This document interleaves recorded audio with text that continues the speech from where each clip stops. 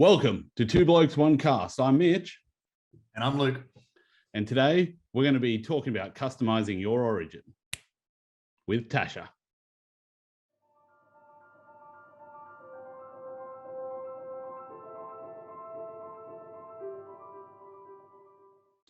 Today we're going to be talking about Tasha's Cauldron, pages 7 and 8, which I think are the two best written, apart from one sentence, two best written pages in the whole of D&D so far. Luke? Yeah, we're going to have a look at the Custom Lineage and Tasha's Cauldron of Everything. It's a D&D 5e supplementary book that was released in November 2020. As Mitch says, it's one of the first things in the book. And we're going to have a quick review and a quick quid pro quo for the advantages and disadvantages that using something like this actually will give. Obviously, this won't be a debate or competitive because I would destroy you. There would be nothing left. Scorched earth policy on my part.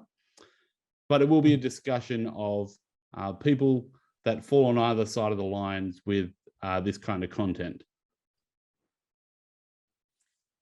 So I guess one of the first things is most probably already know this, but if you've only just stumbled across this video recently into D&D, you might want to know what actually is Custom Lineage.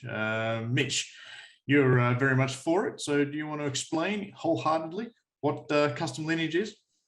All right. So what they're doing now with page 7 and 8 is customizing your origin. One of these things is a new race, which is called Custom Lineage. This race is a min-max's wet dream, as in it's the same as variant human with none of the weaknesses. So now you have a chance to get dark vision. You have +2 in one of your ability scores instead of just the +1 in each of them, another +1, and then you have the feat also. So yeah, min-maxes, if you go around to D4 deep dive with Colby, I would say close to 120%. I'm really good with numbers. 120% of the builds Colby uses will use this race. Is it too powerful? Yes and no. Yes, because in strict D&D, they don't give out enough feats. No, in a campaign that I would run where everyone gets feats every time they roll a 20 or walk outside and see the sunshine. But yes, it is grossly overpowered, which is why min-maxers will choose it. However, the effort behind the Custom Lineage is it's just something special. It gives people options, and that's what we're talking about here. We're talking about options. So a lot of people do talk about this sort of thing ruining the game or changing the game beyond recognition. Obviously, while I am understanding of that way of thought, to me, this is a way for the extremely creative person to make that character that's a goofball and that stands out from the others. So you can have a lineage. One of the ones I made up was a Satyr-kin. So half human, half satyr. And you don't have that. Satyr is one of the most OP races in the game with magical resistance. By taking Custom Lineage, I can take the hairy legs, but drop the magical resistance, and I still get a feat, which I can put into acting or something like that, you know. But it's one of those things that allows you to create a character that suits what you want to play. And that's what they're going for here. It's options to enable. So what I want to do is, as my first argument, is at the start of page 7, there is basically a letter of intent of what they're trying to achieve, what wizards are trying to achieve. And I think this is one of the best sentences that I've read. Okay, so it's got all this stuff about, hey, we're going to give you choices, subsections, blah, blah, blah, blah, blah. Then, at the last bit of this paragraph, the following options step outside those basic assumptions to pave the way for a truly unique character. So this gives people that don't want to stay inside the lines a chance to get a little bit more artistic and to step out into the void with a little bit of support from the rules. Nothing wrong with that. Which I'm a fan of. For someone who's been playing D&D for over 20 years now, I've played all the classes. And if you told me I get to play a wizard or sorcerer, I'd be like, done it a few times, done it many times over. But I'm interested in making my character a little bit different from the average one, because I've played the average one 2 or 3 times. I'm looking for different now. I'm going to be talking that this is evil, and Mitch is going to be talking that this is for Custom Lineage. So, Mitch, before we go on, if you want to explain exactly what Custom Lineage and what you get out of Custom Lineage, no problem. Start going through and reviewing it and deciding whereabouts the hidden evil lies. So the first thing we have with Customizing Origins is Custom Lineage. Custom Lineage is a race that you select. When you select it, you get several options. I'm actually going to go through on D&D Beyond right now. The first option you get is +2 to an ability score, a feat of your own choice, and then dark vision or a skill proficiency, which I don't know which one you're going to pick there. Yeah, but not always, I know, but you know, dark vision does come in handy. But once you go into this race, you have several options, and these options are interesting. The first one's creature type, which isn't an option. You are a humanoid. Okay, so whereas Satyr, a full Satyr would be a fey creature, my Satyrkin would be humanoid, because it'd be half human, half Satyr, and it fell on the human side. Then you have to choose size.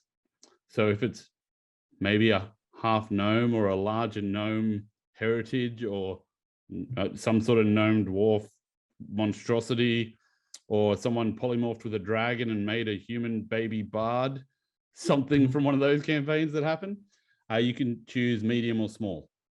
We've all played bard characters. That's I have not yet, surprisingly. It's the only one that suits my personality.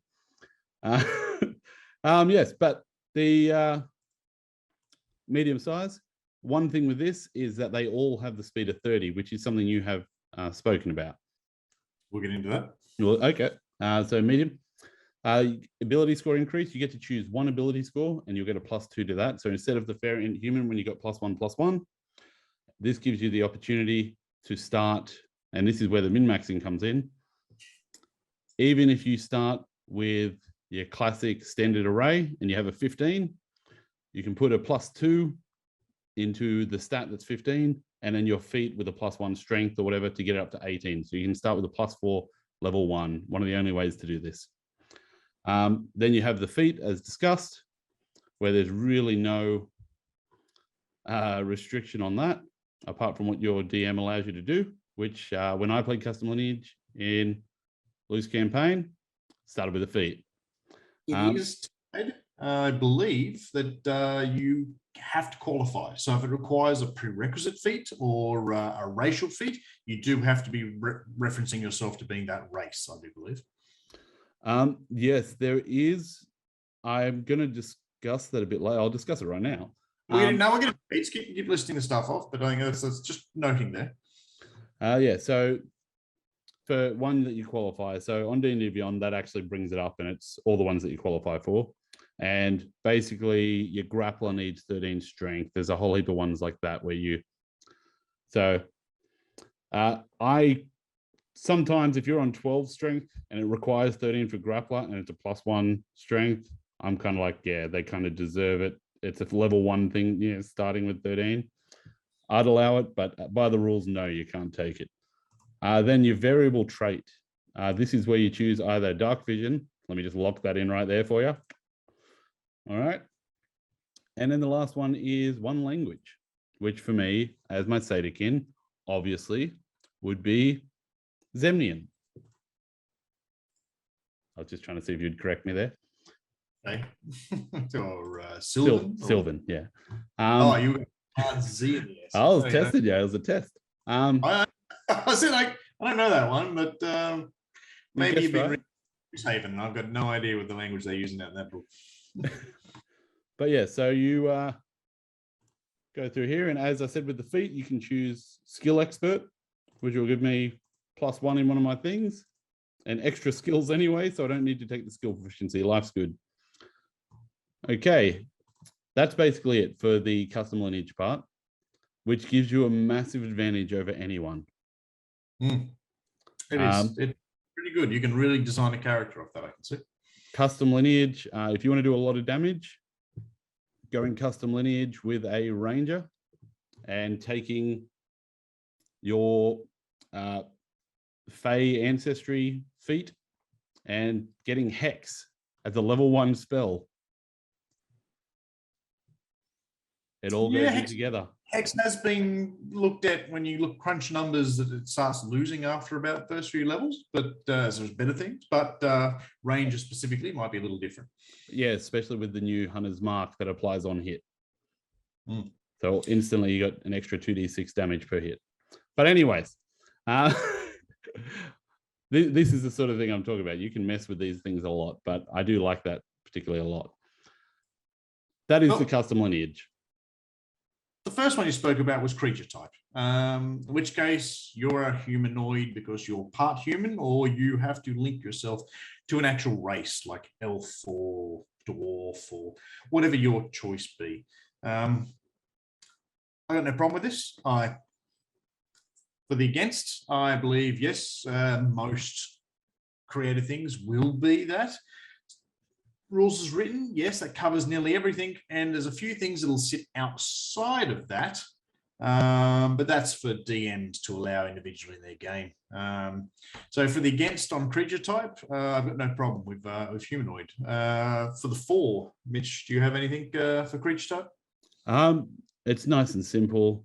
It's not OP. To me, this is a way of shooing people back towards humanoid because your creatures that are Fey and your snake people, whatever they're called, you should know this. You're playing one. I was about to say Slytherin. Slytherin. I know. Yeah, well, it's Harry Potter. Yeah, so your Harry Potter snakes, your basilisks. But no, a lot of those races are quite a bit more powerful, and people want to play them. This is a nice way for the DM to say, "Hey, you could play custom lineage, and you could be like Yennefer in Witcher and be a quarter elf. So basically, you look human, but you got a little bit pointy ears, and your charisma's higher than most humans, and you have dark vision. So in that sense, and then you can have a feat which comes from your elven bloodline. So it's, to me, it's a nice way of putting a lot of the things that people used to homebrew into a nice package for everyone to consume a bit better.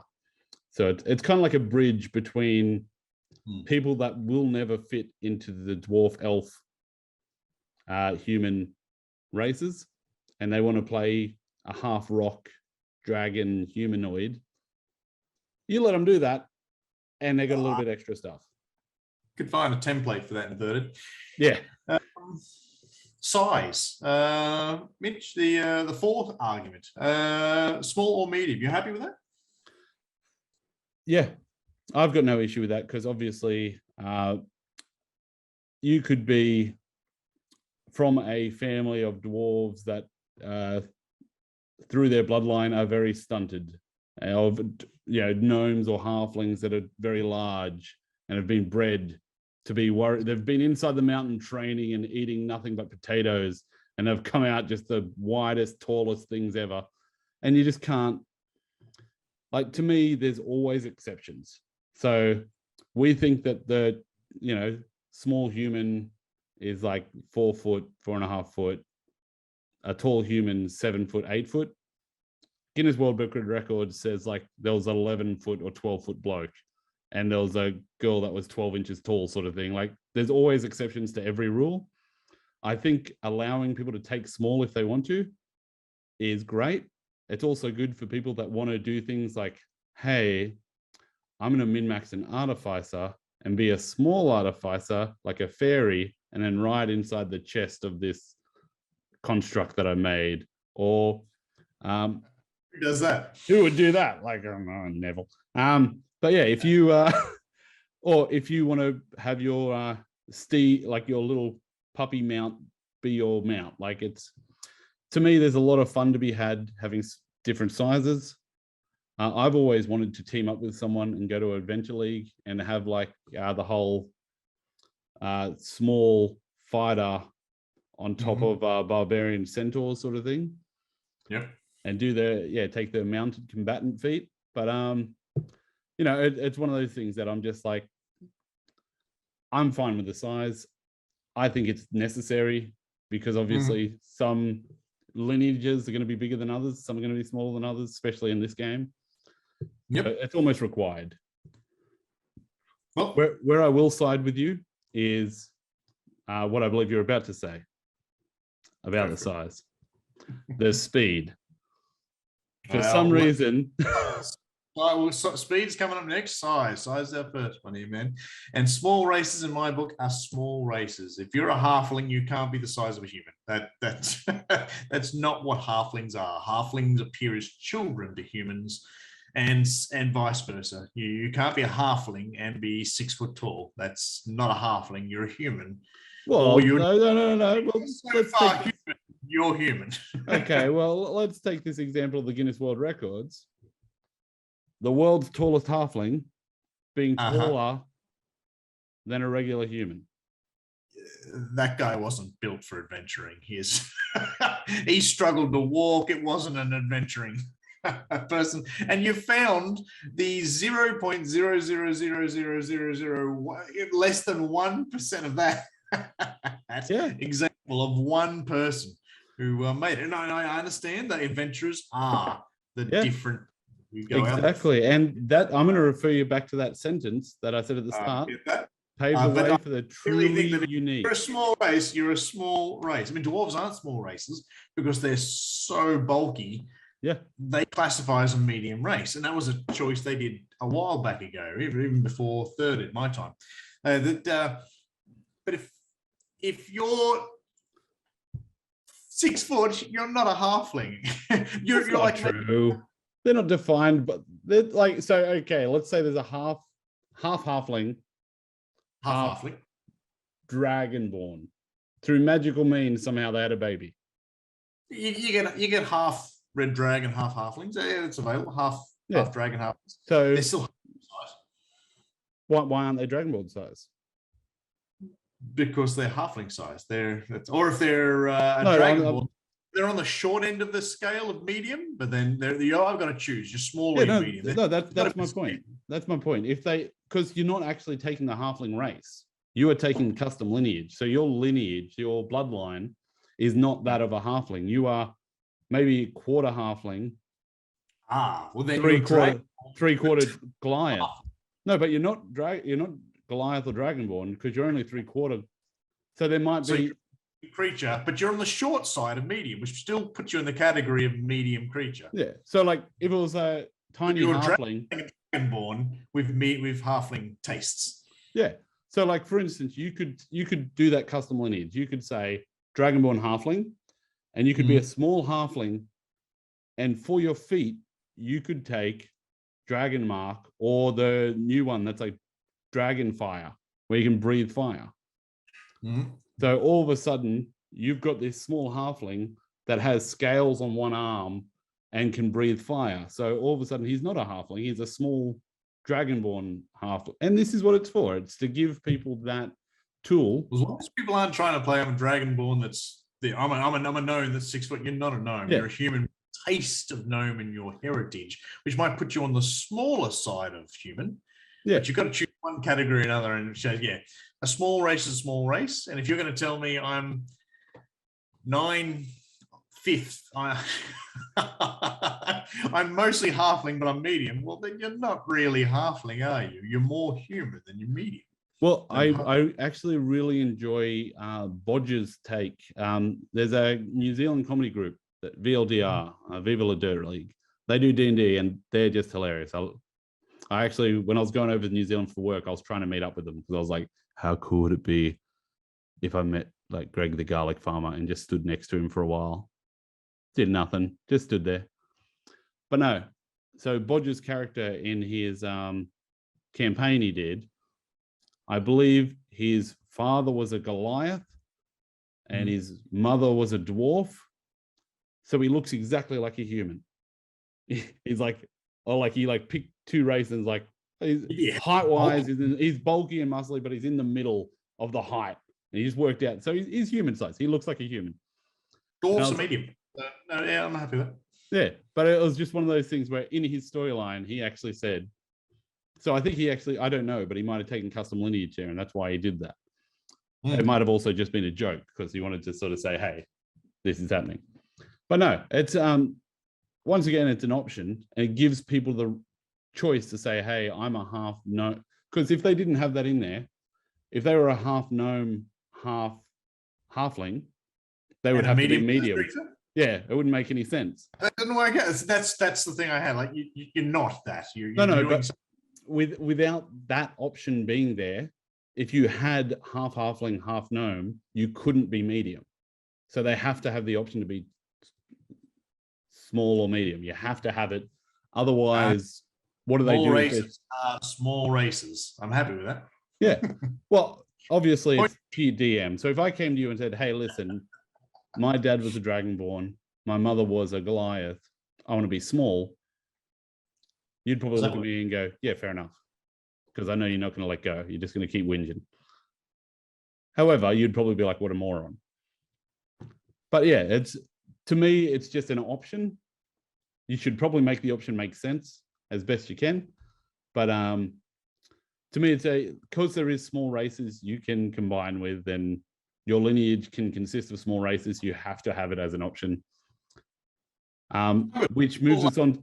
The average races. Not many races go into tiny and large to playable. I'm actually interested in allowing people to play tiny and large and colossal even. I've even tried to ask the DM if I could play a colossal character, and he was saying it's a dungeon crawl. You won't fit. You won't fit.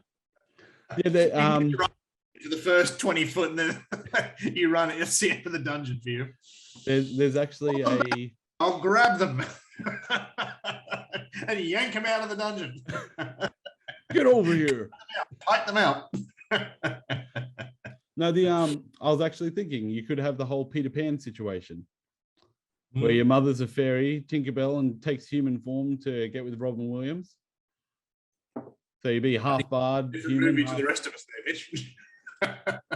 You've seen that. You've seen Hook, haven't you? I do, but I don't remember the mother being a fairy. Not the mother. That's what you said, was. No, Tinkerbell takes human form and tries to get it on with Peter, who's a human. Did she make a wish, did they? Yeah, she made her wish for herself. Oh, and then if that happened... and then you polymorph back down again. That was actually in one of the novels I finished reading. They had a fairy had to keep using potions of growth, and they only had so many potions. Then the other players wanted to use the potions to help fight the fight, and the fairy was like, no, I need them. I need these potions. I can't just give them up. Sounds like an addiction to me. But no, so the place where I'm definitely going to side with you on this is the size versus the speed. I have no idea whether they have a size small or medium, and then they've got a speed 30 feet. To me, that's a slap in the face of every small creature that there is. Yeah, I'm going to play a halfling, this halfling gnome, and I've got 30 feet. So the hell are you guys? Yeah.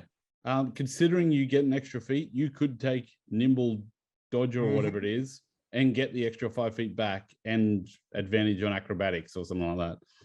Like to me, that's a bit of a misnomer.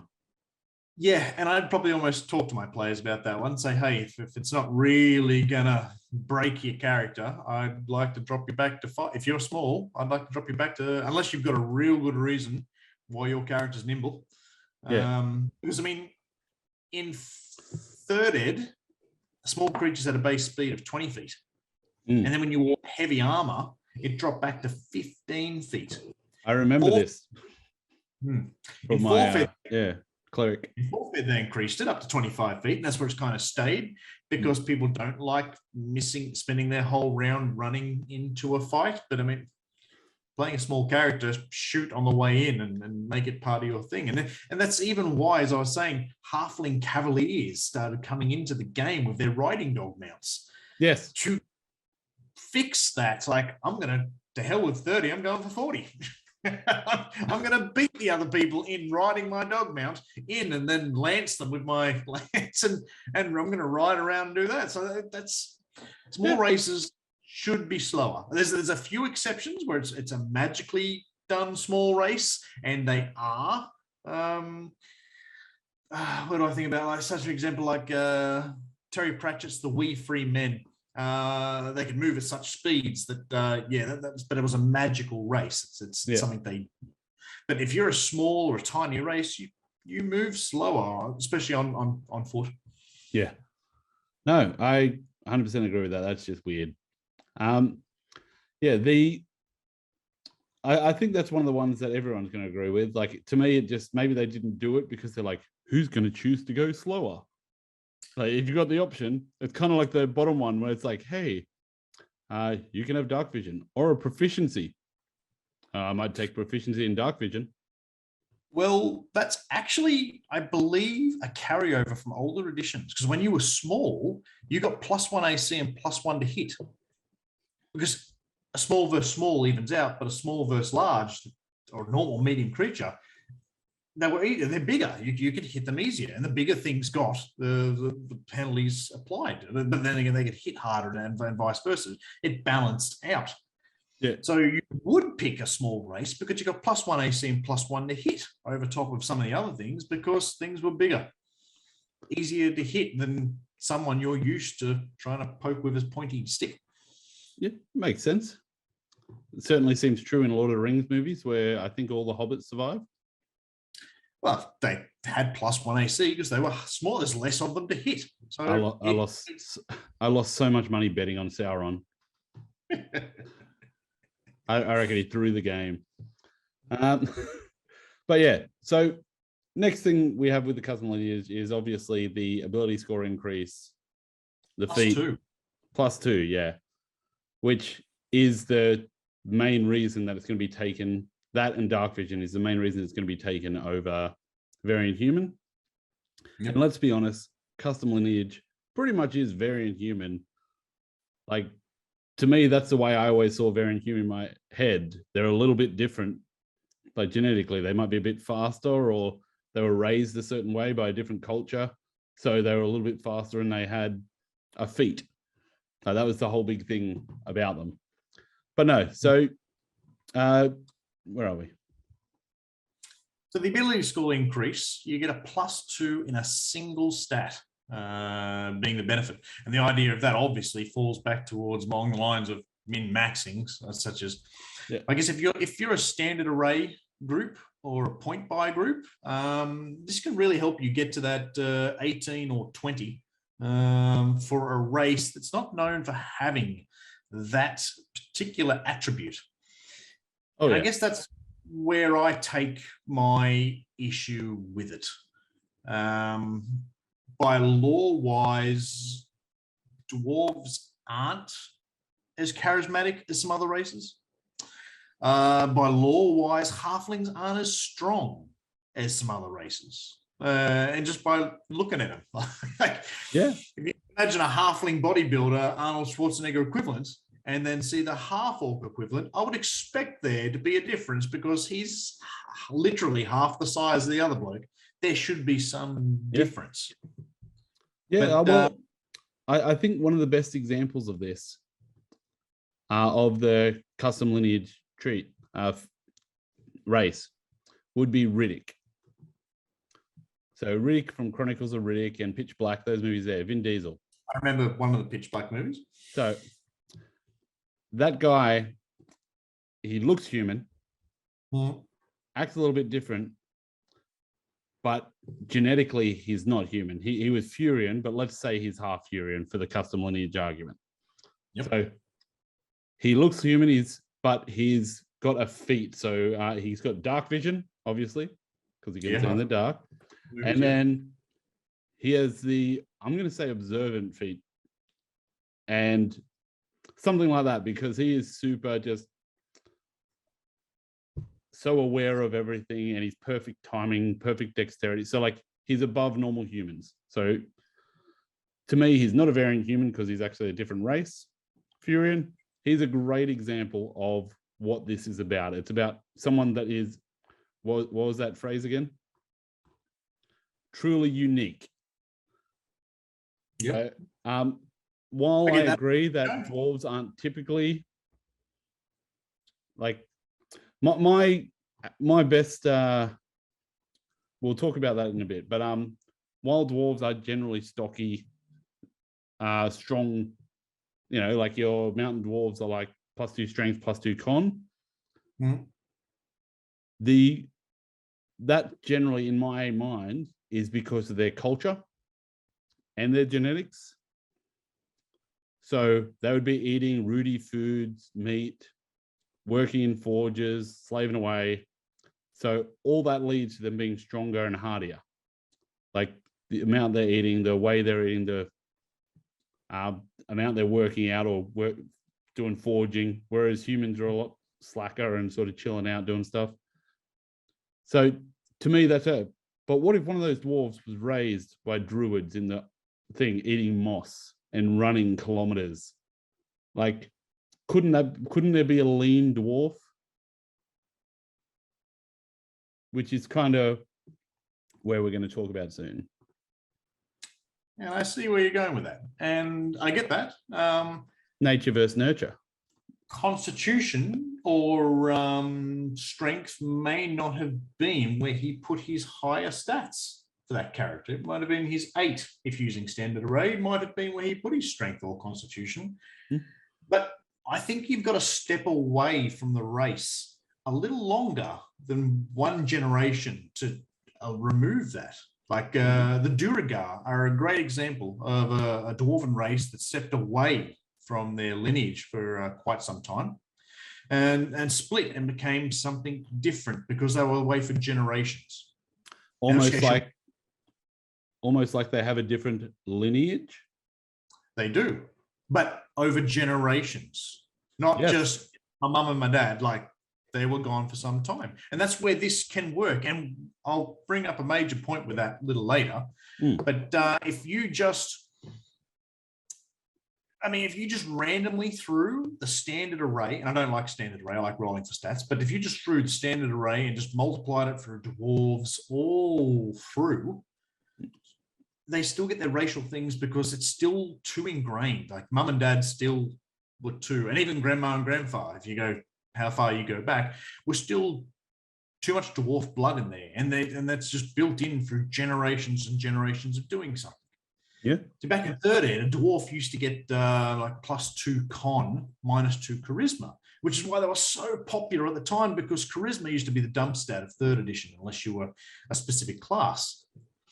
But in saying that, that would mean that if you rolled an 18, because you rolled your stats, and you put that into charisma, that would end you up with a 16. Yeah. I'll tell you what, the most charismatic dwarf there was out there, and humans would still look at you like you're a born leader. You got 16 charisma. Like that is just a thing that we're all drawn to. But then if you came across that same genetic combination, but in something like a tiefling, where they are or an Azima or whatever race gets a good charisma bonus, then you would find yourself going like, well, they're actually a 20 and they're well above you because they're a charismatic race. And the argument of going, well, I don't want to min-max my character. Back in third ed, we even had characters, and when you go to other games like Star Wars, they had races that had like +4, +6, or -4, -6 added to this. So that was genetically tied into them. Their human average of 10, like an elf sits at a 12 at Dex, and they used to sit at a minus Constitution because they're thin. They break easy. Yeah. That's how they designed them back then. And so that's just tied into your race. I mean, when you look at the increases and decreases of anywhere up to 6 in some of the game systems like D&D, Star Wars, all those sort of ones, I mean, take it out of D&D. Would you want to play an Ewok with the strength of a Wookiee? Of course you would. Yes, of course, yeah. An Ewok with the strength of a Wookiee, but that would really be a blow to a Wookiee if an Ewok picked you up and threw you around. You shouldn't have that sort of strength at the very start of a campaign level 1, unless you're cybernetically enhanced or that Ewok is just out of his freaking little mind on spice and drugs. So just to be clear, are you going back to ability score increase, or are you talking about custom lineage, the +2 ability score? The +2 applied to a class outside of its norm. You say let's go something that doesn't work. Tiefling. Sorry, let's go gnome. You throw or halfling. You throw your +2 in strength. They're not really known for that. And then you put a max stat in there, like a 15 or 16, depending if you do standard array or roll, that gets you up to 18 or sort of thing. Or let's say you just roll your stat, you get an 18. You stick it in strength. That halfling's now walking around level 1 out of the gate, 20 strength. Like he's beaten humans. That is just an extreme thing that at level 1, it probably shouldn't exist. You should build to that. You're playing a level 5 character at level 1. You're missing where you should be. Yeah, but this is custom lineage, so it could be. That's what technically goes. Like realistically, it could be a half Goliath, half halfling, and this is the Goliath strength coming through, and he's a medium creature, and he's doing 20. Like I probably wouldn't choose. Small, and you went with a halfling thing, not a medium creature as your range. A small creature with 20 strength. Yeah, that's a hell of a thing. How did that come about? That's a low center of gravity. Been working in the slave mines. Like genetically gifted and lifting stuff all day, getting ripped. And then, mate, master grappler with that. Maybe that's it. You take like a gnome grappler with 20 strength because you get it there using your feet of grappler. And like he's a freak show. He's this little gnome with like muscles coming over his head. Culture, though.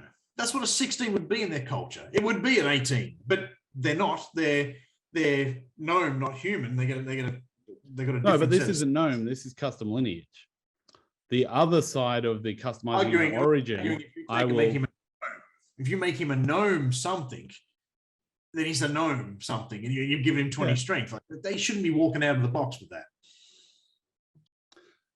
So with custom lineage, you're +2. Obviously, some people aren't going to like it. It's just an option. It's a nice way to make a character feel a certain way if you need it. The next thing we're going to talk about was the feat. Yep. I think this is something we can gloss over. Feats obviously can be overpowered when they come with ability score. It might have actually been less OP if they allowed the feat to not be one that gives an ability score. So any feat, as long as it doesn't give an ability score. I think we can say not all feats are equal. Yeah, definitely. But also not all feats serve the same purpose. So grappler doesn't give you extra strength, I don't think. So that's one that, I don't mind, I forget.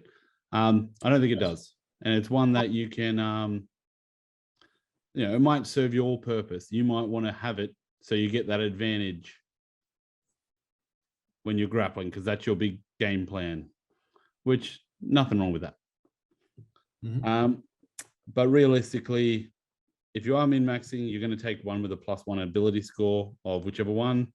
A great one to take is skill expert, as you get the +1 to wisdom, and then you can take the expertise in insight, which is, yeah. As for feats, I like it. Feats are very powerful nowadays and can do a lot. I mean, back in 3rd, they didn't have as much behind them, and now they've got a bit more. I mean, when I saw feats, I thought, oh, that's a lot. It's a hard choice to choose between your +2 stat or stat points at 4th, 8th, and such levels, or do you take a feat? Big fan of feats. I think that changes. It makes my fighter different to my other fighter, different to my other fighter, because I've gone down different feat trees. So I'm a big fan of feats. And even in 3rd ed, when you had more feats, I still didn't think that was enough. So in 5th Ed, when you get less feats, I'm definitely on board for getting people more feats. 3rd Ed, at 1st level, every character got a feat. So that was just fantastic. I love that. And I thought 5th Ed should do the same. It's not rules as written, but I'm all for more feats in the game.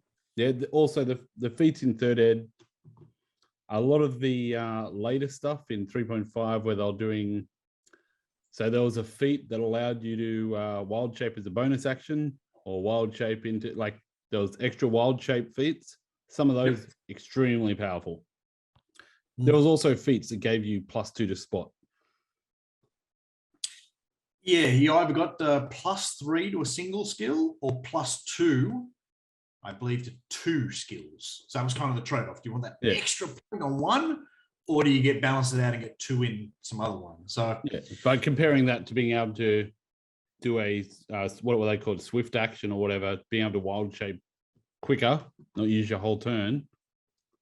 It's just it's amazing. You never balance them all, but I mean, that's a whole subclass in 5e. But yeah, that's one of the things. The feats in 5e, some of them are more powerful than others, obviously. My favorite, like, skill expert is definitely the min-maxer one for, in my opinion, for this. One of the other ones which I really enjoy is actually, and I recommend it to everyone to try, Eldritch Adept, which will give you 1 Warlock invocation, of which, if you're a charismatic character, you can take Mask of Many Faces and just walk around disguising self at will, which is a fantastic way to bring a character in the game, because they can be the person that walks into the tavern and gives everyone a mission and then turns into a different form and walks out, and you can have a lot of fun with it. Very, very strong, some of those feats, some of them very strong. So we're both pretty keen that more feats, that's a good thing in the game. It's a shame others don't get it, but if this is a way of getting a feat, I like a way of getting more feats. Yeah. I don't feel it steps outside any of the restrictions.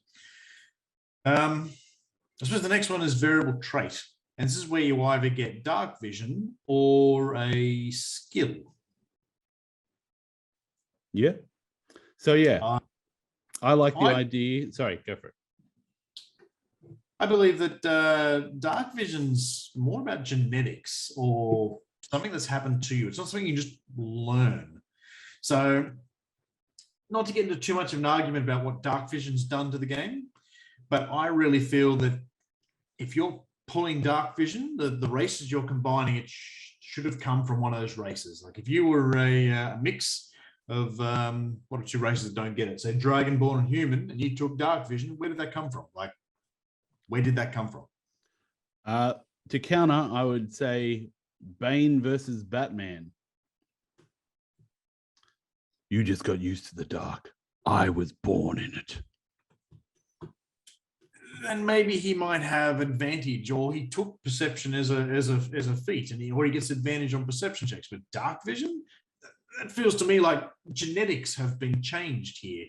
You can't just be born a human and then left in the dark. Like, you've got to go through generations, like the Duragar did and the dwarves. You've got to go through a few generations before you change. Yeah. Which, being custom lineage, it could be, but well, I agree with you. I agree with you. It should be genetic. It's pretty loose. Just throw that out, like human with dark vision. Well, how did you get dark vision? Well, it's not a human. It's custom lineage. Yeah, you should be. I don't know if that's okay. Yeah, you should be defining. Like, you could say, I don't know who my parents are. Then you don't have to worry about all this stuff. That's the quick fix for all this. Hey, I don't know why I got dark vision. I can just sit in the dark. Get off my case. Can we just drop it? You're happy with the DM to fill that stuff in the end as the game goes along. But yeah, the DM could, or the DM could say, hey, if you don't care, I don't care. Problem solved. Depends what sort of game you play. But I'm okay with the concept of someone, because I believe, I won't get into it, but I do think if you, no, that can't be right. But yeah, it's definitely genetics versus culture, but realistically, it's not game breaking. And sometimes, and this is one thing I will say strongly, Mhm. if you're new to DMing, I probably wouldn't hassle people over this, because everyone having dark vision can make your life a lot easier as a DM, because you don't have to go, you can That's a whole other argument. can't see, you disadvantage but advantage, and you're sun sensitive. You're sun sensitive, so you're disadvantaged when you're in the sun, but here you're super, like, that's the whole argument of dark vision I didn't want to get into. But yeah, to me that's the player's responsibility. But yeah, I like that it's available, but if you're just pulling out of nowhere just because you want it, because it's better, like, well, pick a race. Come on, it has it. It's like, it had to come from somewhere. I think that they should have had 25 foot of movement and 30, like the option to choose the speed. And then they should have had this as well as the option. Like, hey, you could be a small dwarf and then choose a gnome and have dark vision. You could also choose to take a proficiency and be 30 feet. Like, you can make your choice. But yeah, I'm fine with this. It makes perfect sense. Like, genetically, you could be half tiefling and have dark vision. No real point for language. Right, so languages I like. I like more languages. The more languages you speak, the more ways a character can get involved in the world. And language is definitely a cultural thing. And if, let's say, you were a dwarf and you were brought up by halflings, humans, elves, whatever, how did you learn dwarfish? I mean, yes, you could have taken it upon yourself to go in there and learn that and then learn Elven, but I'd have just switched them. Like, instead of learning dwarf, you grew up with elves. You know elves in common, not dwarfish in common. Yeah. No, that's just, yeah. To me, this is a culture thing. Like, hey, my backstory says I'm Fey, and for some reason I know Sylvan. That's fair enough. To me, it's a great way to say, hey, if I meet my parents, I'll be able to speak with them. So I won't have to take time to learn Sylvan. It's just, hey, genetically I know it, or I heard it when I was a child and I remembered it. Pick it up. I don't see the reason why you were raised amongst elves, but you deliberately learnt dwarvish because it was obviously your heritage. Yeah, you were a dwarf born in elven circumstances. It could also be the fact that you were raised like, hey, I was a gnome, but adopted by a dragonborn wizard, and so he taught me Draconic. Yeah, hey, that's cool. You know, it's just what it is. But yeah, obviously no issues with languages. It's pretty good. But I think when it comes to this, say, Custom Lineage is, to me, it's the easy part of, like, it's a quick way to create a character that, hey, I'm from unknown origins. I'm something special about me, which is what a lot of people want in D&D. Some people want to be, you know, hey, let's do a party of half elven bards and just run around, and we're all half elven bards. Some people want to stand out and have one scaly arm or goat legs or something that makes them stand out from the crowd. And, you know, each their own. I'm a big fan of trying to, in a game that millions and millions of people play, I love trying to come up with a unique character, something nobody's ever heard of before. So, which is what's going to bring me to my final point about page 7 and 8 of customizing your origin. Yep. Which is the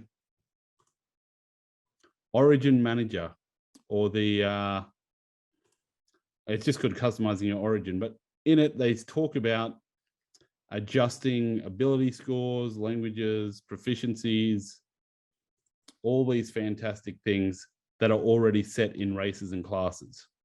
So now in D&D Beyond, when you go into your character, they now have a section called optional features, where you can click on optional class features, which I highly recommend, and customize your origin.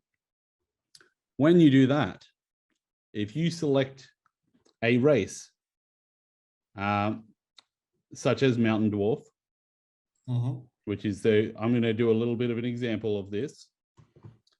If you choose the Mountain Dwarf and in the racial part, go from racial traits across to Origin Manager, you can go down and you can change your ability scores of the Mountain Dwarf. And this is the bit that I really thought would get you, Goat, from being 2 strength, 2 con to say 2 dex, 2 wisdom. You can change your origin proficiencies, so your dwarven combat training. You can change your tool proficiencies. You can change your origin languages. You can change that one, and more dwarven armor training, change that as well. Which means when you actually go to your racial traits, it now looks a little like this. I'm going to post this at the top of our Word document for you. Sounds good. Look at that. So you have, because you ditch dwarven combat training, which is combat proficiency in axe, armor, like all that stuff, you now have 4 choices of simple weapon or tool, simple weapon or tool, simple weapon, martial weapon or tool, martial weapon or tool, simple weapon or tool, another one, so that's 5. Then you can choose 2 languages and 2 more weapons, tools, light armor or medium armor.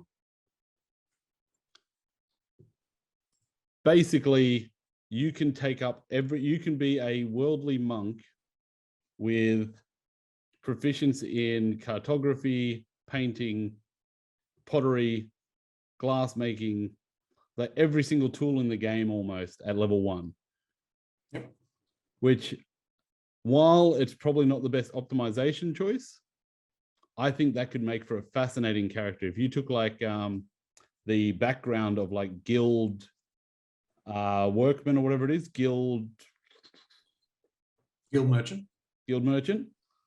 or some sort of factory worker, you could have all these skills, and you're starting your campaign as a, hey, I ran a blacksmith, but I also worked in all these fields. So while it is just ridiculous to start with, you know, you could do this as a bard and have proficiency in 20 instruments for no reason. Like, to me, this is the perfect way to just mess with your character to create something unique that people will remember. So while, and the best thing is, they took this out of Custom Lineage. So if you take Custom Lineage, you can't mess with it like this. Custom Lineage is set. This is more the, hey, I want to be a dwarf, but I wasn't raised in the mountains, so I don't have, because to me, if you were going a dwarf is a great example. If you were a dwarf and you were raised out of the mountain, like you were raised by druids in a forest, why would you have stone cunning? Why would you have that understanding of infrastructure of stone if you've never seen the inside of a cavern? Why would you, you know, be able to use dwarven armors and axes if you've never held an axe in your hand? This is a great way to redirect a lot of those wasted proficiencies that make no sense for your character to have into something that you might have spent your time on. So you could ignore it and just go on and say, hey, I lived in the forest, I'm a druid. Or you could say, hey, I'm also an artist and I paint maps to make a living. So I'm a cartographer, painter, whatever. So I think customizing your origin is really, like, Tasha really hit the spot for people like me that love to just tweak nipples, but tweak things. And I'm really, yeah, I just can't be happy enough. Like, out of all the books in D&D, this is the one that really makes me happy. So what were you saying, sorry? Well, here's where I'm going to have to flip my argument now and saying that I don't think Tasha's did enough. I think it went below what I want. What I want, I guess, out of this is a point-buy system for building my own custom race. Tasha's feels like we're editing existing races and making them not what they are. Yep. I want to go further. I want to make my own races. I want a set of rules so I can make my own set of races. Yeah. I want a point buy system so that I'm going to go, well, I want to fly, so I'm going to have wings. So I'm going to spend 2 points in my race to have wings. Now, and I'm it's going to be at least 10 points. Flying is ridiculously OP. 10 points. Nah, not for a dungeon master. Roll a persuasion check. A lot of people panic about flying. Roll a persuasion check. Because the reason why I want this is that not enough of the races that have been in previous editions, that are in other genre of that people want to play, are in D&D. Yep. And I don't want to sit there waiting every year for their 3 books to be released and not have my race that I've been sitting there going like, why isn't the race that I've loved playing in a previous game system, in a previous computer game, in a previous anything like that, or reading books or anything like that, it's not here. And my GM won't give it to me because he's doing rules as written. He's not doing like, let's just go for it. Yeah. Like I usually do. So without that, I feel like I need a point buy system to choose a race. I'm going to start with Aarakocra. I'm going to take away the flight because I don't want flight. I want swim speed, which is less than flight in most cases. And I want to do this. I want to move these around. So I'm going to trade points to get things.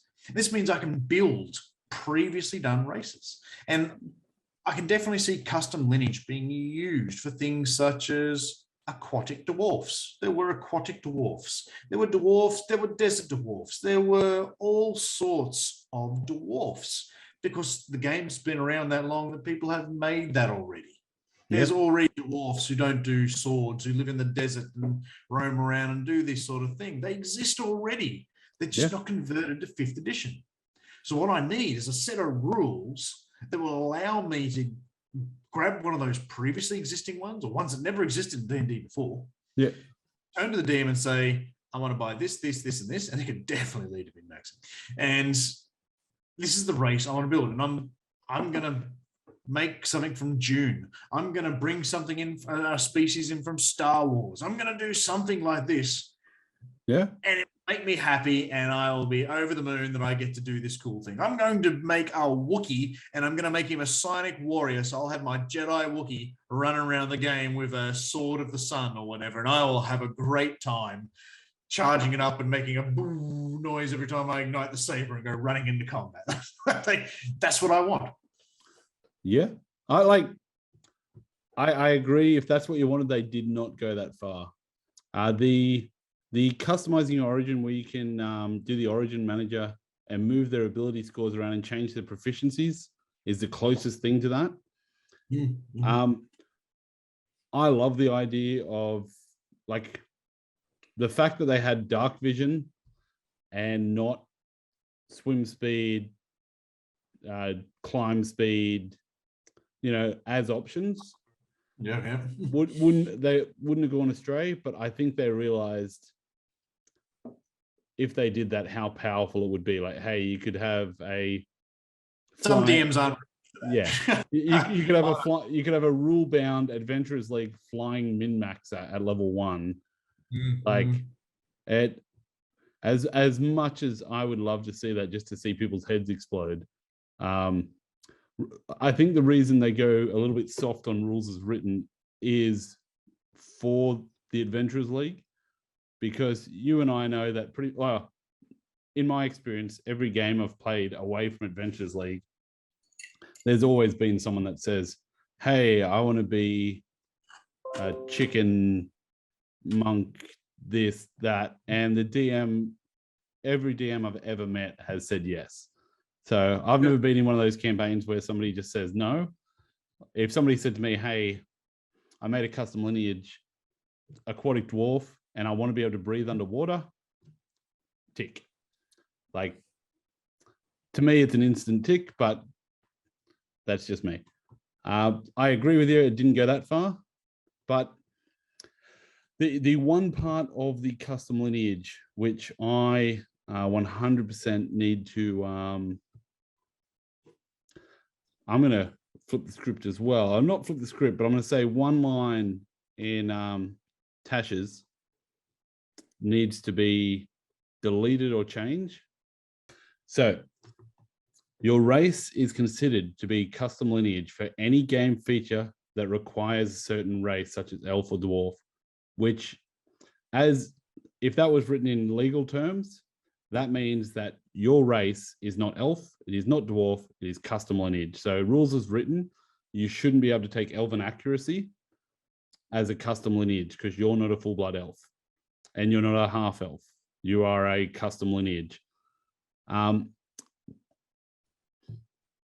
me, that is the line that needs to be deleted. They might have meant, maybe I'm misreading it. The way I read that, people say it's up for grabs. I work with a lot of legal documents, a lot of the standards and acts in Australia, and they're defining your race as the term custom lineage. So when you require elf, it doesn't fit in there. It's my own custom. No, there's no E. Damn it, there is. There's no F. Yes. But yeah, so to me, that line at the bottom of custom lineage should be deleted just because, like, I love the idea of taking one of the dragonborn feats for a half human or like quarter dragonborn human, and then also being a dragon sorcerer. Like, you can really mix and match sort of things and really bring out that whole, hey, I'm just a human. I'm just a regular human like you. And you're always hiding your ears. And then all of a sudden you start glowing like an Azamar when you're in combat or your heals. And people are like, I thought you said you're human. And you're like, I am a min-maxing human. I've just looked up the errata and they want to change the sentence. The sentence should now read, your race is considered to be custom lineage for any game feature that requires a certain race, such as elf or dwarf. So that is the new sentence. That's what I'm reading right now. Well, yeah, your race is considered to be custom lineage for any game feature that requires a certain race, such as elf or dwarf. You aren't an elf or a dwarf. You are custom lineage. Which is what I want them to remove. Did it get errated to that? It is errata. Well, I can send a link to this, but we'll so they added that because of the confusion. God damn them. I thought it was new. You're looking at Beyond, aren't you? And they keep up to date with all the errata. Yeah, at the bottom of, like, in the actual personality custom lineage in the box, like in page 8, at the bottom of the box, it says on my D&D Beyond, it says languages, you can speak and read common, blah, blah, blah. Then straight underneath it, your race is considered to be custom lineage for any game feature that requires a certain race, such as elf or dwarf. To which I say, go talk to your DM, say, listen, I want to use elven accuracy because the whole reason was I want to be an elf. Just depends if someone comes up and says, well, my great-great-great-daddy was a dragonborn, my great-great-great-grandmummy was an ogre, and my great-great-granddaddy, he on the other side, he was like, I got everything. Yeah. Well, they'd have to use a feat for every single one. And like the racial feats aren't amazing. One thing I wanted to do was I really wanted to take a custom lineage, blah, blah, blah. And I wanted to take Dwarven Fortitude as the racial feat for it. Because I thought it'd be cool to take a monk and then use the patient defense. So you're taking the dodge action and then you get hit point. You can roll your hit dice.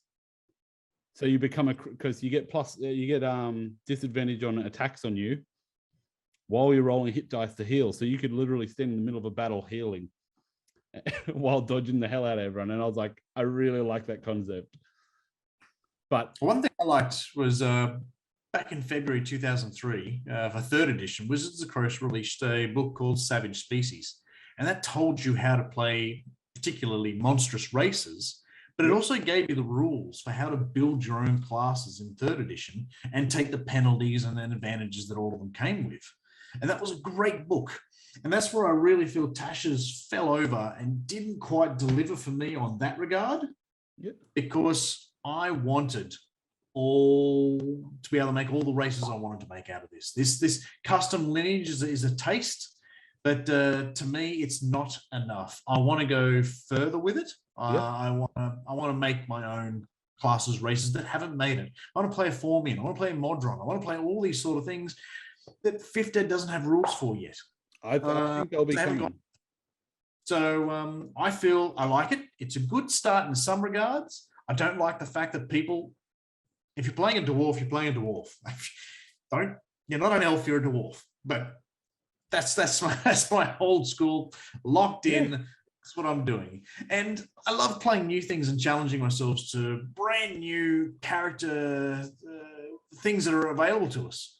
I mean, I'm about to, my next campaign, I'm jumping into a friend. I'm going to play a dwarf and cleric. Like, that's pretty standardized back in the day. But dwarf and clerics everywhere, because it's a good hardy race. They're solid. They're believers in gods. So I'm not a problem with playing things like that. But I've also played these many times over. And I'm about to play a one-shot with a Triton Bard because I wanted to do something a little different out there and give that a go. And I'm looking for new things to do. Yeah. Yeah, this is the best they can do at the moment. It is a huge step from anything in the past. Like, we could say it fell short, but it also kicked a field goal from 90 yards out. Like, it is just the amount of things this book did for the game that needed to be done. Like, you know, Artificer being a thing, monks having weapons that you can use as a monk weapon, like at level 2. Like, so you're not, the whole problem with the monks being stuck at D4 damage, you've now got a monk weapon you can use with your martial arts dice, which can be anything that's not heavy or so. But yeah, like, they fixed so many of the problems that would stop people from playing these classes or certain races.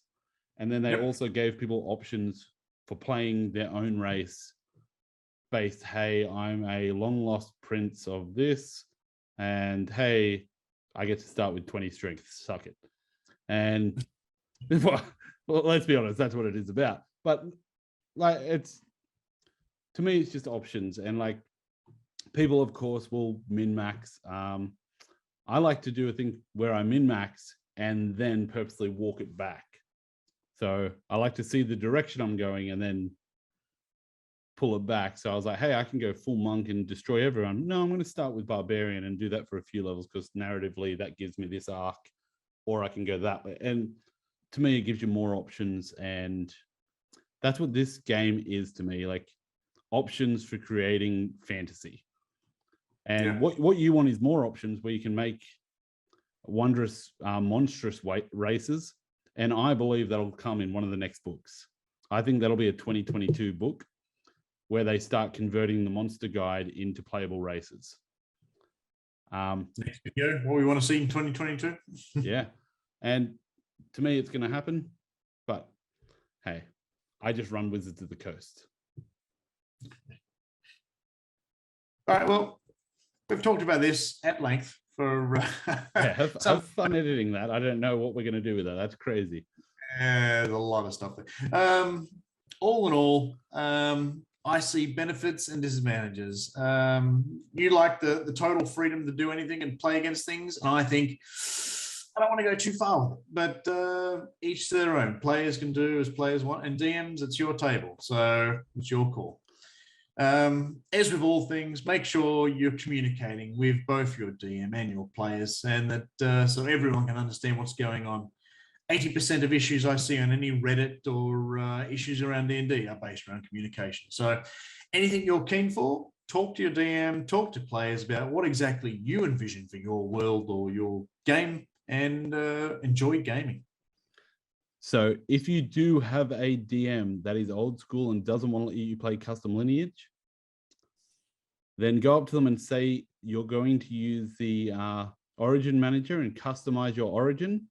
You want to play a Mountain Dwarf with +2 Int and +2 Wisdom and get proficiencies in every proficiency you want.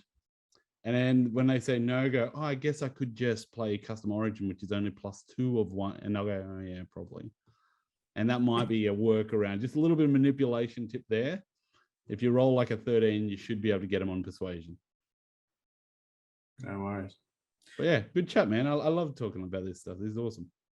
Sounds good, man. Well, to all you guys out there, thanks for tuning in. Thanks for watching the whole video, if you've made it this far. And we'll see you again in the next one. See you then. Bye.